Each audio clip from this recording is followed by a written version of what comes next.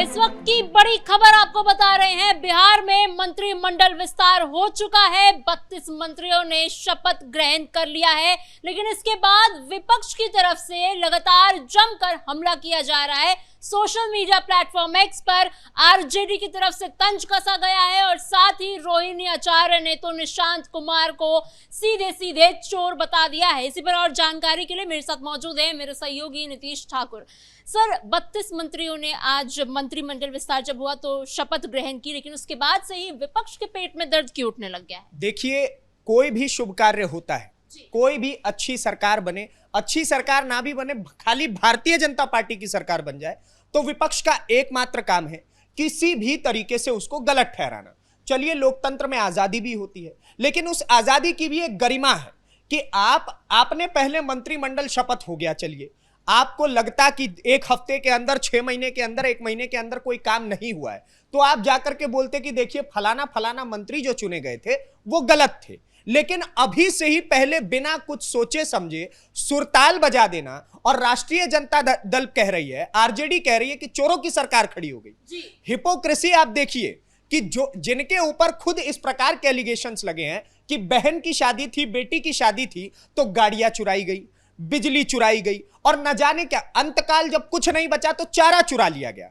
उनकी पूरी पार्टी के जो सुप्रीमो हुआ करते थे लालू प्रसाद यादव, उनको चारा चोर बोला जाता है। अब ऐसे में वो पार्टी, अभी अभी नई सरकार बनी है, अब उसके मंत्रिमंडल विस्तार हुए हैं, उनको कह रहे हैं कि देखिए चोरों की सरकार की अभी मंत्रिमंडल विस्तार चल रहा है।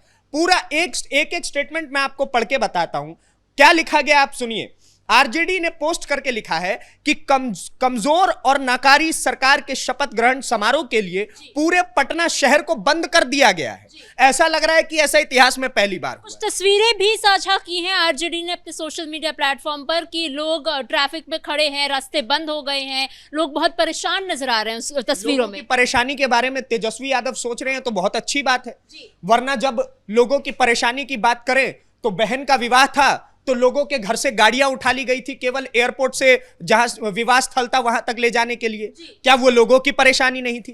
खैर वो छोड़ दीजिए, इनका ये देखिए, अब अगर कोई भी वीवीआईपी प्रोग्राम होता है, वहां पर आप समझिए लाखों लोगों के बैठने की व्यवस्था की गई थी। उसके अलावा देश के प्रधानमंत्री वहां पहुंचे थे, गृह मंत्री पहुंचे थे, और उसके अलावा बड़े बड़े मंत्री, राजनाथ सिंह खुद वहां पहुंचे हुए थे। उसके बाद भारतीय जनता पार्टी के अध्यक्ष नितिन नवीन थे, नीतीश कुमार खुद वहां पहुंचे थे। तो इतने सारे अगर मेहमानों की फहरिस्त होगी तो उनके सुरक्षा व्यवस्था की भी बातें होनी चाहिए, उनके लिए इंतजाम भी किए जाते हैं, और यह प्रॉपर एक प्रोसीजर चलता आया है। ऐसा नहीं है कि पहली बार किसी प्रधानमंत्री की सुरक्षा के कारण किसी सड़क को बंद कर दिया गया है। दिल्ली में भी जब प्रधानमंत्री का कहीं से काफिला निकलना होता है, उससे पहले उस सड़क को बंद कर दिया जाता है, लेकिन उसके अलावा उसके लिए एक वाइसे वर्सा रूट भी खुलता है, एक दूसरा रूट भी खुलता है। तेजस्वी यादव ने उस रूट की तस्वीरें नहीं साझा की। अब अगर अचानक से किसी सड़क को बंद किया जाएगा, हालांकि पटना ट्रैफिक पुलिस ने इसकी अपडेट पहले भी दे रखी थी और लगातार इस प्रकार के अपडेट्स दिए जा रहे थे, तो ये एक बहानेबाजी है किसी भी तरीके से घेरने की। हालांकि आगे देखिए क्या कहा गया है, वो कहते हैं कि पूरे पटना शहर को बंद कर दिया गया है। जो 5 साल देश के सबसे गरीब राज्य की जनता को चूस कर अपना घर भरेंगे, वो सभी नाकारे भ्रष्ट महाराज शपथ ले रहे हैं, और बेचारी बता रहे हैं प्रजा को, जिसे बताया जाता है कि राजतंत्र नहीं उनका लोकतंत्र है, वो सड़कों पर धीरे धीरे रेंग रही है, महाराज के अहंकार को झेल रही है, 5 साल की सुनिश्चित अनदेखी के लिए खुद को तैयार कर रही है। अब आप देखिए, बेचारी जनता नहीं है। अगर आप बड़े बड़े पॉलिटिकल एनालिस्ट की बातों को सुनिएगा तो आज के समय पर वो जनता को बेचारी नहीं कहते हैं, वो तेजस्वी यादव को बेचारा कहते हैं, वो राष्ट्रीय जनता दल को बेचारा कहते हैं। अब उसके पीछे, उनको बेचारा बोलने के पीछे का एक कारण है। गए ममता बनर्जी के लिए वहां पर, कहां, पश्चिम बंगाल में, उनके लिए चुनाव प्रचार करने 11 सीटों पर गए, 1 सीट टीएमसी जीती, 10 सीट हार गई। तो अब बेचारा कौन है आप खुद समझ जाइए। बिहार के अंदर जो पार्टी एक समय पर राज किया करती थी, धीरे धीरे करके उसका पतन होता चला गया। 80 से अब मात्र 20-25 सीटों पर आकर के पूरी की पूरी इंडी गठबंधन सिमट गई है। तो अब भाई साहब, आपके पास जब कुछ है नहीं, फिर भी आप प्रजा को बेचारा बता रहे हैं। प्रजा तो वहां पर भी थी। अब एक और तस्वीर साझा कर दीजिए, जहां नरेंद्र मोदी की एक झलक के लिए लोगों ने पटना एयरपोर्ट से निकलते ही उनके ऊपर पुष्प वर्षा की। क्या वो प्रजा नहीं है?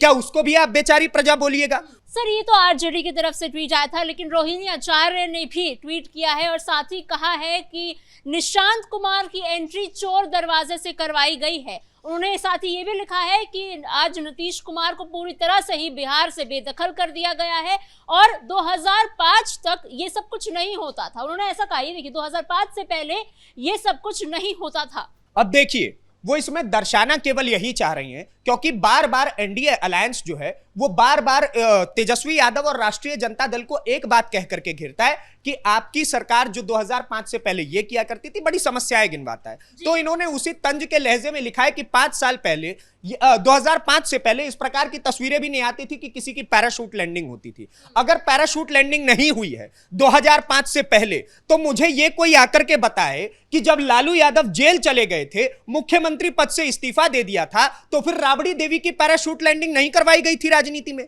क्या उन्हें मुख्यमंत्री बना करके नहीं बैठाया गया था? और उसके अलावा जब वो शपथ ले रही थी तो उस समय पर उनसे शपथ भी ठीक से नहीं पढ़ा गया था, शपथ ग्रहण के समय पर। तो अब बताइए, क्या ये पैराशूट लैंडिंग नहीं है? पता नहीं राष्ट्रीय जनता दल के जितने भी नेता हैं, कार्यकर्ता हैं, ये बिना सर पैर की बातें कैसे कर देते हैं, और ऊपर से टारगेट करने वाली बातें। हालांकि उन्होंने क्या लिखा है मैं एज इट इज बताता हूं आपको। बिना चुनाव लड़े चोर दरवाजे से मंत्रिमंडल में शॉर्टकट एंट्री पाने के लिए भाई निशांत को बधाई, शुभकामनाएं और एंट्री दिलाने के लिए असलियत में अनैतिकता की शिखर पुरुष मगर स्वयंभू नैतिक पुरुष चाचा जी नीतीश कुमार को भी ढेरों बधाई। 2005 से पहले ऐसा नहीं होता था। हालांकि 2005 से पहले का इंसिडेंट मैंने बता दिया, लेकिन अगर आप उसके अलावा देखिएगा तो अभी विपक्ष और ज्यादा प्लानिंग कर रहा है। लगातार वो प्रयास कर रहा है कि कैसे भी करके कहीं ना कहीं नीतीश कुमार जैसे ही अब बाहर निकले हैं राजनीति से, अब निशांत कुमार को टारगेट किया जाए। अब देखिए, आने वाले समय में पता चलेगा कि निशांत कुमार जो भी मंत्रालय उनको मिलता है उसमें कैसा काम करके दिखाते हैं। लेकिन अभी से टारगेट कर देना, अभी से ये बोल देना कि उनको चोर दरवाजे से एंट्री मिली, देखिए ऐसा नहीं है कि पहले निशांत कुमार ही ऐसे हैं, इससे पहले राष्ट्रीय जनता दल ने ऐसा किया है। ठीक है, अब उन्होंने भी परिवारवाद का अगर आप बात करते हैं तो परिवारवाद का तो सबसे बड़ा एग्जाम्पल ही राष्ट्रीय जनता दल है।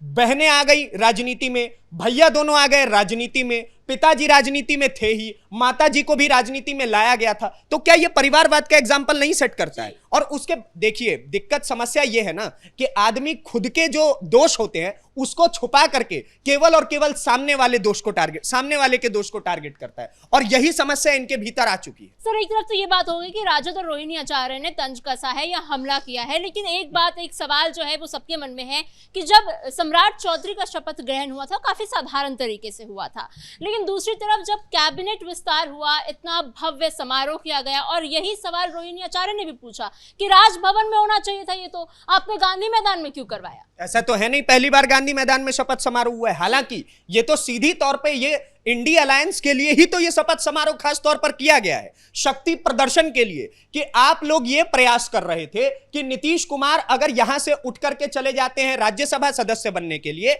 और उसके बाद आप लोग क्या करना चाह रहे थे? आप लोग चाह रहे थे कि एनडीए अलायंस में फूट डलवा दी जाए, बोल दिया जाए कि भाजपा जेडीयू को खत्म करना चाहती है, उसे जकड़ना चाहती है। लेकिन यही तस्वीर दिखा करके खुद प्रधानमंत्री नरेंद्र मोदी वहां पहुंचे, उन्होंने नीतीश कुमार से मुलाकात की, और अंत में मंच जब खत्म होने वाला था उसके बाद खुद प्रधानमंत्री नरेंद्र मोदी ने निशांत कुमार को ढूंढा, आवाज लगा करके, पुकार करके, उनको बुला करके, उनके पीठ ठोक करके उन्होंने आशीर्वाद दिया। तो क्या ये जेडीयू को खत्म करने वाली बात है? तस्वीरों से तो ऐसा बिल्कुल नहीं लगता। निशांत कुमार ने भी प्रधानमंत्री नरेंद्र मोदी का आशीर्वाद लिया, और उसके अलावा जब निशांत कुमार से मीडिया पर्सनल्स ने बात करने का प्रयास किया तो निशांत कुमार कहते हैं, मैं अपने पिता के सिद्धांतों के अनुसार और वर्तमान मुख्यमंत्री सम्राट चौधरी के नेतृत्व में काम करूंगा।